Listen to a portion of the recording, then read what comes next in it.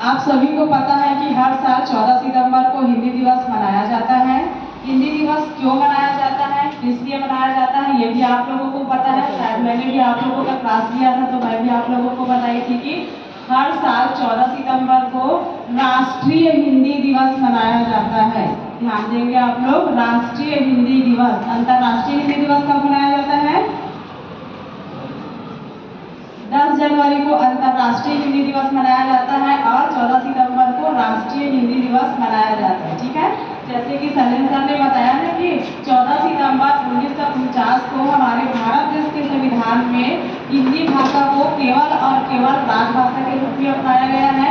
लेकिन हम सब कहते हैं कि हिंदी हमारी राष्ट्रभाषा है, हिंदी हमारी राष्ट्रभाषा है। तो हिंदी को राष्ट्रभाषा मानने के पीछे क्या कारण हो सकता है, जबकि हमने पढ़ रखा है कि हमारे संविधान में हिंदी को केवल राजभाषा के रूप में मान्यता मिली है। कोई बताएंगे क्या कि राष्ट्रभाषा का कारण क्या हो सकता है?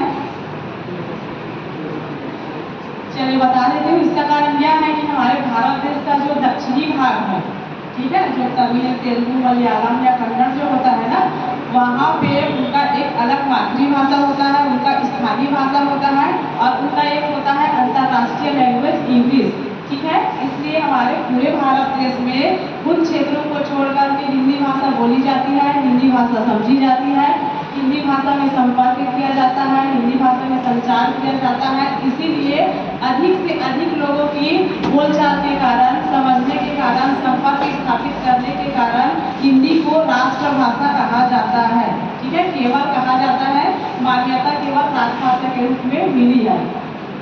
हिंदी हम शुरू से पढ़ते हैं, शुरू से बोलते हैं। ठीक है, हमारा मातृभाषा भी है, राजभाषा भी है और संपर्क भाषा है। ठीक है, तो हमें चाहिए कि हम हिंदी का सम्मान करें। और 14 सितंबर को जो राष्ट्रीय हिंदी दिवस हम मनाते हैं ना, ये इसीलिए ही मनाते हैं कि राष्ट्रीय स्तर पर और अंतर्राष्ट्रीय स्तर पर हम हिंदी भाषा के महत्व को बढ़ा सके, उसकी अधिक से अधिक प्रचार प्रसार कर सके, ताकि लोग हिंदी के बारे में जाने, हिंदी के बारे में समझे और हिंदी में ही संपर्क स्थापित करें। ठीक है, और मैं कहूँगी आप लोगों से कि आपकी स्थानीय भाषा जो भी होगी, आपकी मातृभाषा